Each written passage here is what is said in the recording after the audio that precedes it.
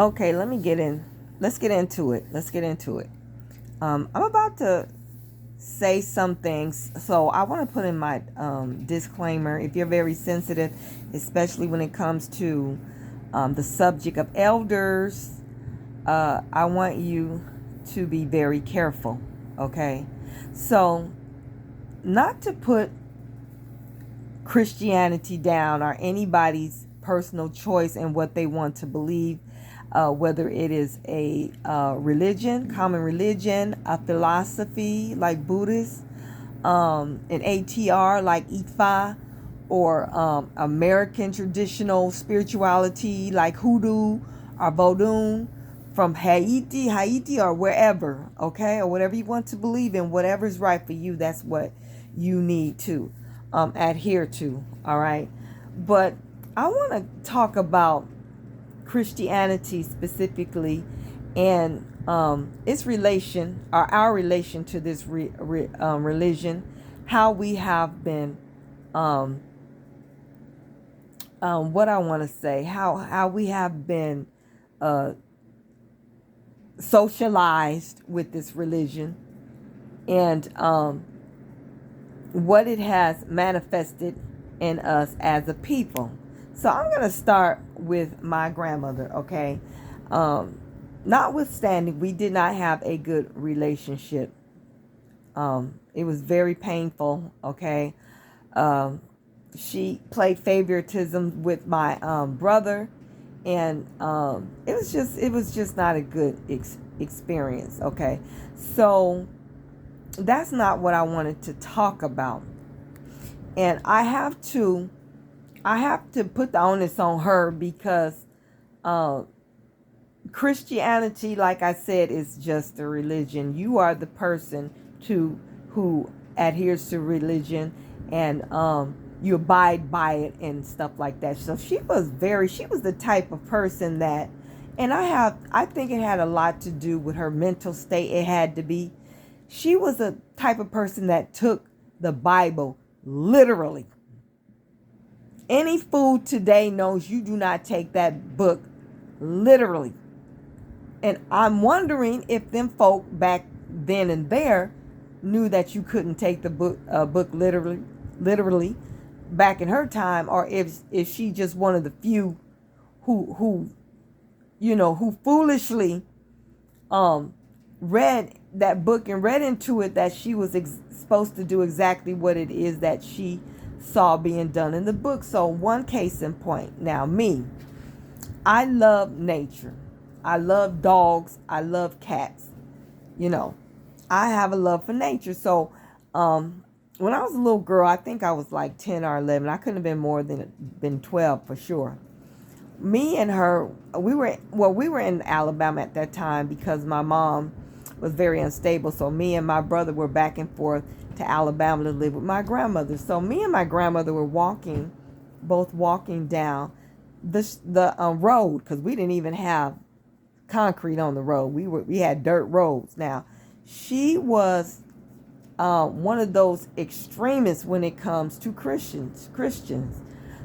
She was a so-called missionary. She used to travel.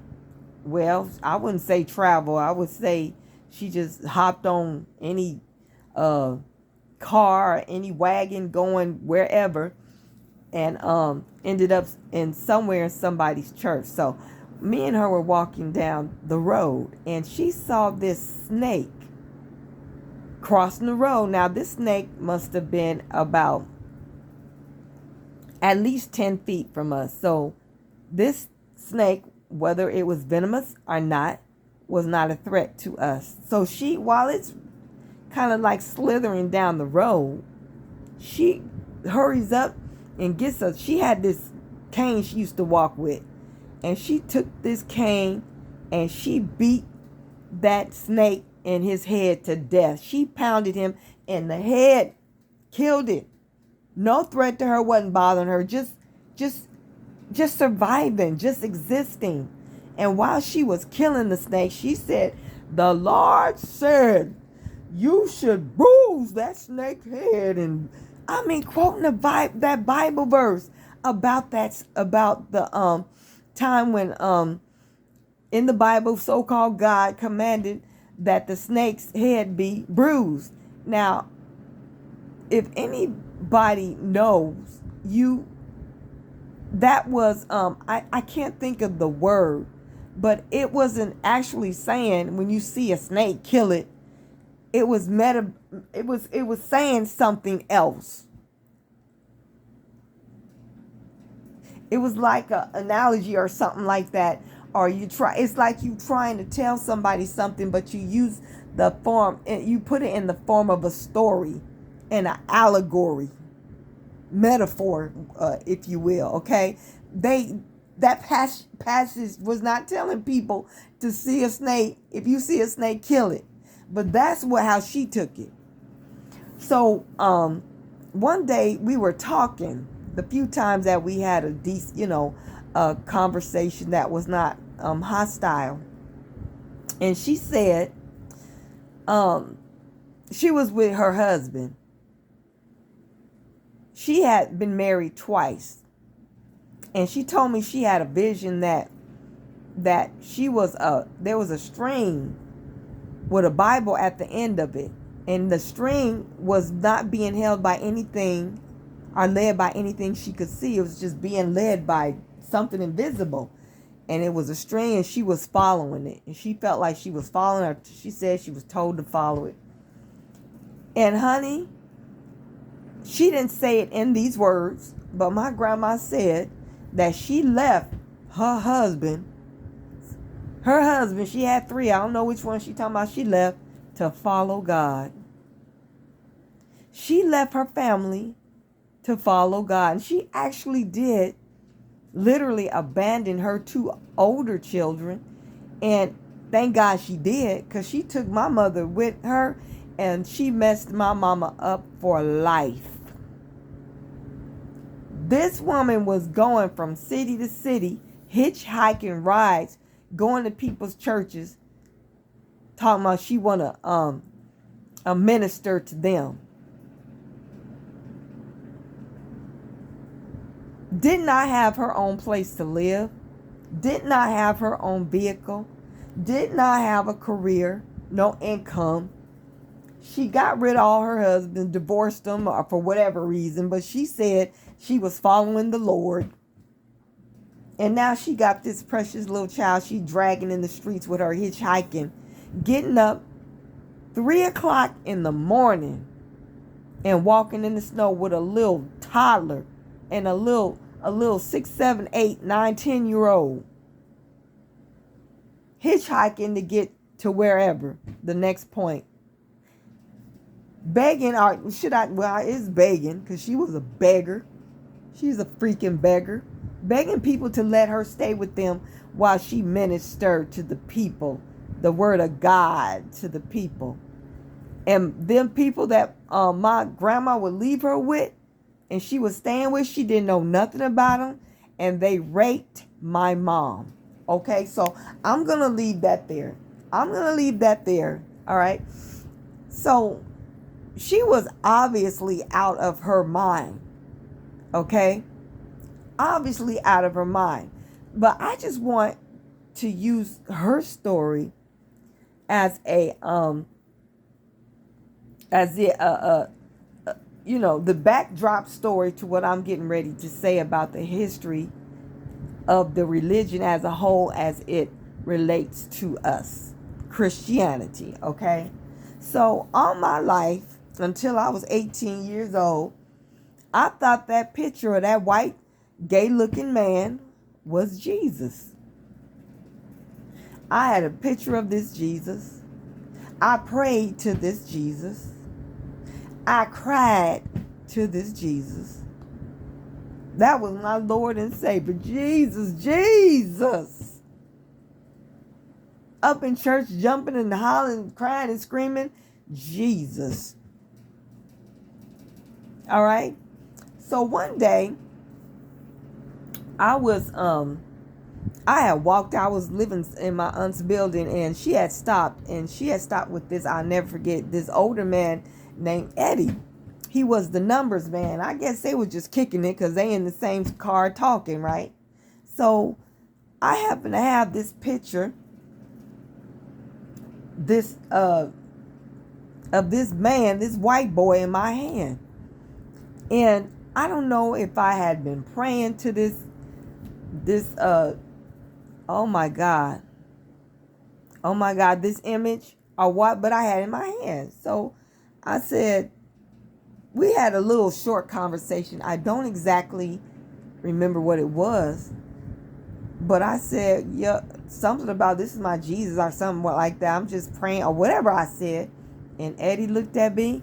He shook his head. He said, that ain't Jesus. I said, what? He said, that is not Jesus. I said, wait a minute. So, like I said, I don't fully remember the conversation, but I started doing my own little research, and I knew that I had to let that white picture or that white boy go. So I stayed a Christian a little bit longer, but I was done with that image. I let it go. Let me tell you the damage that we incurred as a people, the damage that was forced onto our children through the ignorance and retardation of our elders, our moms and dads and grandmas and everybody else who put that shit in our face and told us that was our Jesus, and gave us Bibles with pictures of a white God, a white apostles, a white Mary, white Jesus, white angels. Do you know that even though you may have come to the conclusion, or somebody told you that if you looked in the Bible anyway, if you looked and you read, you would see that picture is not what the Bible said that this so-called man named Jesus looked like. Even though you say, I'm done with that.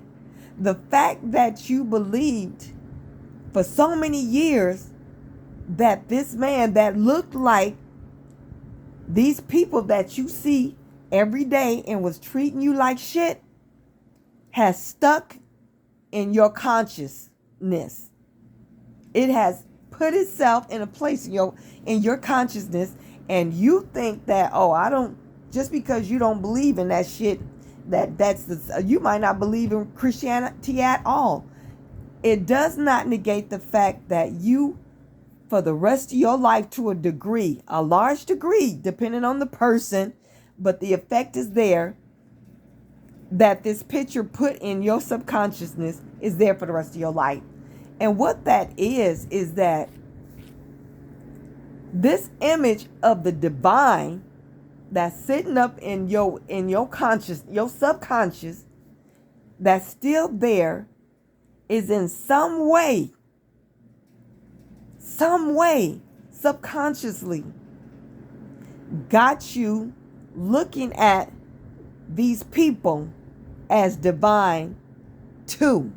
Whether that manifests as fear of them, whether that manifests as subconscious reverence or even conscious reverence of them, no matter how it's manifesting or in how many different ways, it is still there. Deep inside, divinity looks like a white man and a white woman. I'm sorry. That's just what it is.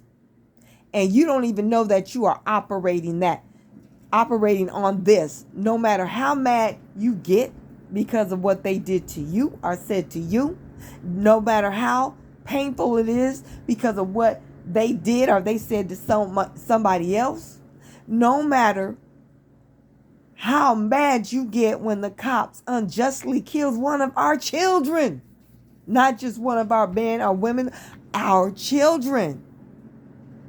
There is something in you that's telling you that that's my God. That's the image of God. This is the divine. So either you make excuses or you all totally all together just kind of like push it to the back of your brain, even though the trauma, you're acting off of that in different ways. It kind of like doesn't get to the point for most of us when we say, or when we can say, or we look at these people for what they are. This person, this white man, these white people are set up in your subconscious as divinity. And basically the bottom line, if God did this to me, or if God sees me this way, then maybe I am this way. Because God said it. And God, it's so weird. I'm not a psychologist. I hope you understand what I'm trying to say.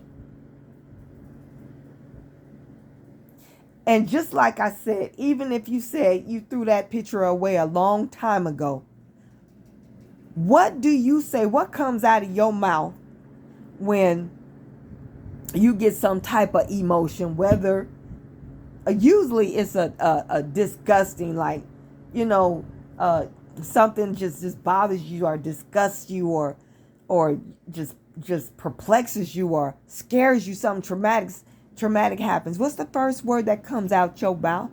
Jesus. I still do it today. And I'm up in age, okay? And I haven't reverenced that picture since I was 18, since Eddie shattered that belief system. But the subconscious damage is still there. It's like, I like the way Dr. Umar put it, because he was talking about this same thing one day, and he said, people who have grew up as children with the white God and white Jesus shoved down their throat since they were children into teenage and adulthood, they have a certain type of damage for the rest of their life they're gonna have to deal with and fight, even if they a lot of it they don't even know that they should be fighting it, because it's subconscious. He said it's like a laptop, a brand new laptop that gets a virus. You can get the virus off that brand new laptop. You can get it off. Not a problem. You can get it off. But that laptop will never be the same. This is so sad and deep. I just, I feel defeated for myself because I was brainwashed with that image plugged into my subconscious mind, and it wasn't my fault. I didn't do this to myself, but I still have to carry some type of repercussion for it for the rest of my life.